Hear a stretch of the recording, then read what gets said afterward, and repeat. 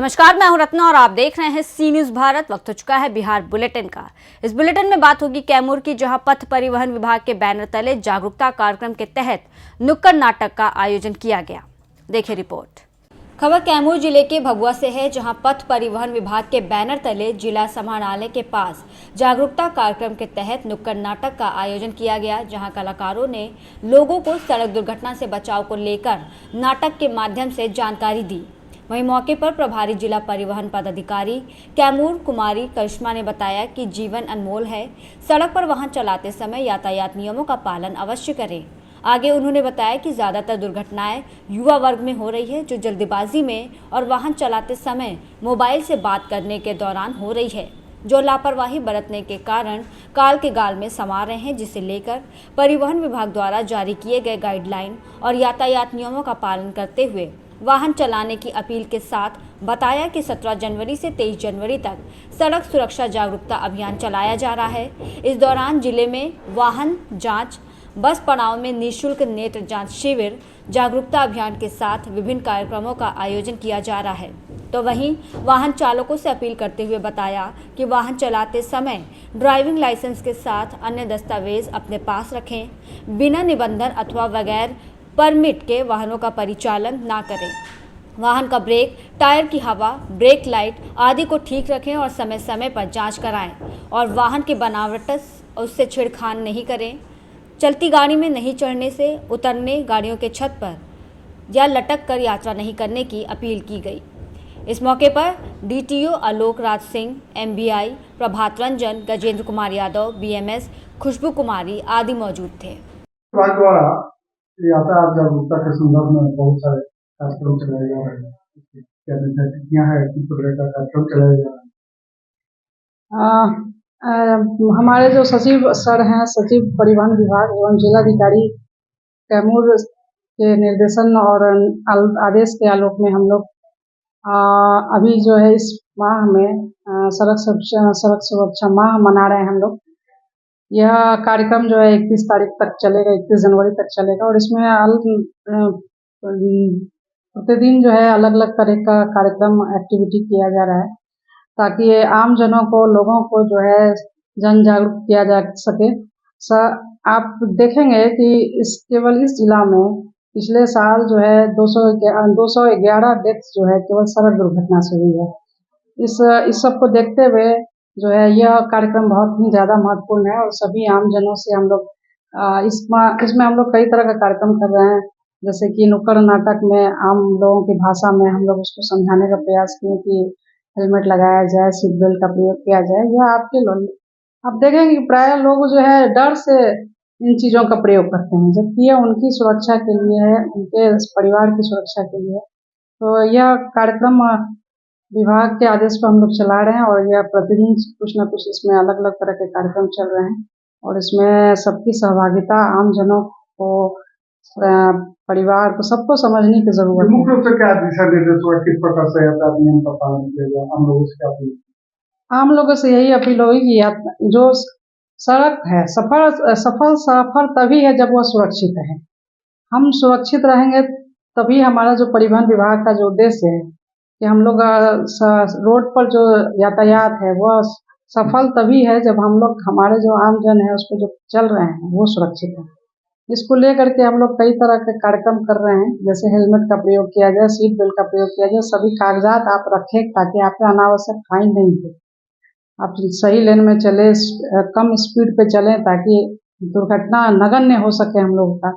यह उद्देश्य है और इसको लेकर के अलग अलग तरह की एक्टिविटी की जा रही है। अलग अलग जगहों को कैंप भी लगाया जा रहा है। जी, कैंप लगाया। कल हम लोग नुक्कड़ नाटक के माध्यम से कई चौक चौराहा पर जहाँ आम लोगों की भीड़ होती है, ताकि आम लोग ये सब सुन सके, समझ सके और हमारा प्रयास है कि ज्यादा से ज्यादा लोगों तक हम लोग पहुँचे। इसके लिए आगे भी साइकिल रैली, मोटरसाइकिल रैली और हेल्थ कैंप वगैरह इस तरह का कार्यक्रम रखा गया है। इसके समय समय पर आप लोग को सूचना दीजिए। कैमूर से सी न्यूज संवाददाता ओम प्रकाश तिवारी की रिपोर्ट। रुक करेंगे अगली खबर की ओर, जहां बता दें मधुबनी में जिलाधिकारी अरविंद कुमार वर्मा की अध्यक्षता में जिला आपूर्ति टास्क फोर्स की मासिक समीक्षा बैठक आयोजित हुई। मधुबनी जिलाधिकारी अरविंद कुमार वर्मा की अध्यक्षता में समाहरणालय स्थित सभा कक्ष में जिला आपूर्ति टास्क फोर्स की मासिक समीक्षा बैठक आयोजित हुई। जिलाधिकारी ने समीक्षा के क्रम में एजेंडावार सभी विषयों पर विस्तृत समीक्षा कर उपस्थित अधिकारियों को कई आवश्यक दिशा निर्देश दिए। खाद्यान्न वितरण की समीक्षा के क्रम में जनवरी माह में अब तक रहिका प्रखंड का वितरण प्रतिशत सबसे अधिक, वहीं अंधराराढ़ी प्रखंड का सबसे कम वितरण प्रतिशत पाया गया। डीएम ने उपस्थित सभी प्रखंड आपूर्ति पदाधिकारियों को निर्देश दिया कि वितरण प्रक्रिया का गंभीरतापूर्वक पूरी पारदर्शिता के साथ पर्यवेक्षण करते हुए खाद्यान्न वितरण की गति में तेजी लाएं।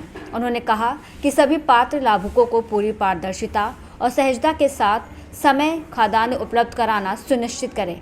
उक्त बैठक में अपर समरहर्ता शैलेश कुमार, जिला आपूर्ति पदाधिकारी मनीष कुमार, अनुमंडल पदाधिकारी सदर अश्विनी कुमार, अनुमंडल पदाधिकारी जय नगर वीरेंद्र कुमार सहित जिले के सभी प्रखंडों के प्रखंड आपूर्ति पदाधिकारी आदि मौजूद थे।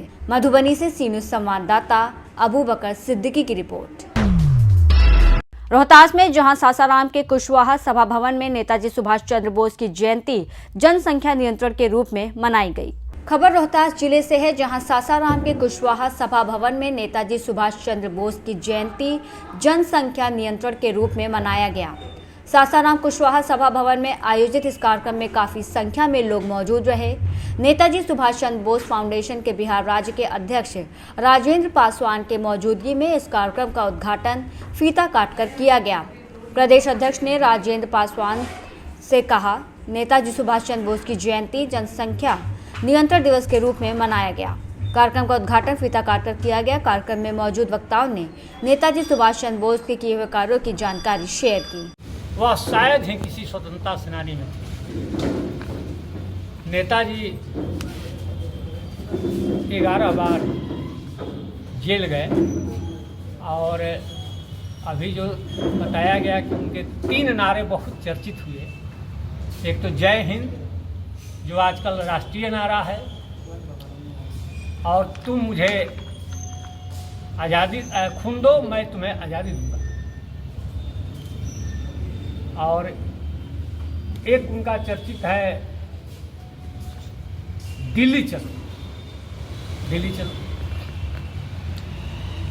देश आज़ाद हुआ 47 में, लेकिन नेताजी उसके पहले ही देश को स्वतंत्र घोषित कर आज़ाद सरकार बना ली, आज़ाद हिंद फौज की स्थापना की, जिसके वे सेना नायक हुए। और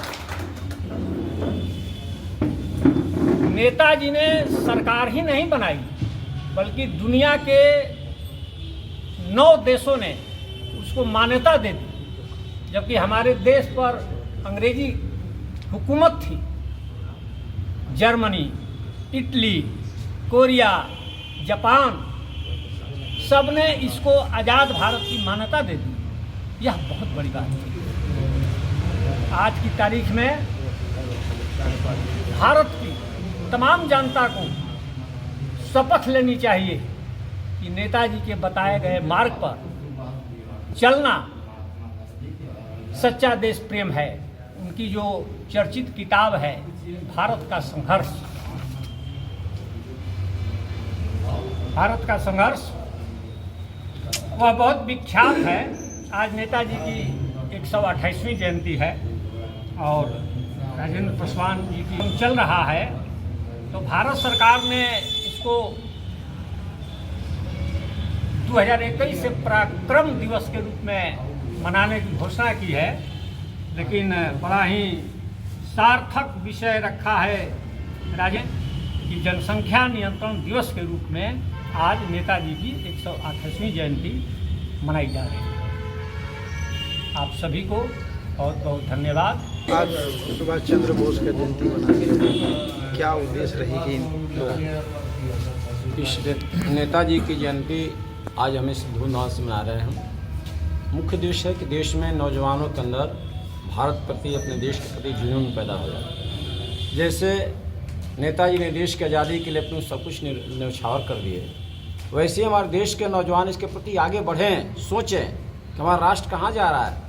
यदि आज़ादी दे, खून देकर आज़ादी दे दिए सारे हमारे देश के रहने वाले स्वतंत्रता सेनानियों ने आज़ादी दे दिया, तो हमारा धर्म बनता है कि इस आज़ादी को बरकरार रखें और देश को ऊंचाई पर पहुंचा सकें। इसी संकल्प के साथ हम सबों को आगे बढ़ना चाहिए। उन्हें संस्कार परंपरा को भी जीवंत किया था, नारी जागरण के भी प्रति सोचे थे कि नारियां देश की आगे बढ़ेगी तभी हमारा देश आगे बढ़ेगा और 50% आबादी वाली नारियां कहीं उपेक्षित न रह जाए, इसके लिए उन्होंने उस समय एक अभियान छेड़ा था जो नारी जागरण के रूप में प्रचलित हुआ था।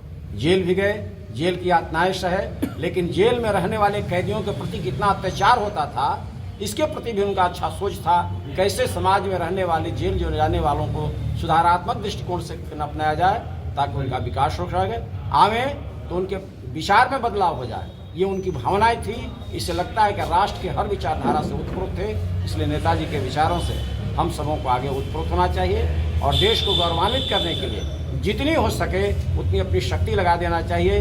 इसमें नौजवानों की अहम भूमिका होनी चाहिए। इन्हीं शब्दों के साथ आज हम लोग 128वीं जयंती जो मना आपका रहे हैं परिचय सर? धूमधाम से। आपका परिचय? मेरा नाम दीनानाथ शाह, पूर्व प्रधानाध्यापक मध्य विद्यालय किला। संकल्प लेते हैं कि नेताजी सुभाष चंद्र बोस की जयंती जो जनसंख्या नियंत्रण दिवस के रूप में मनाई जा रही है, इस देश का सबसे बड़ी समस्या जनसंख्या वृद्धि है।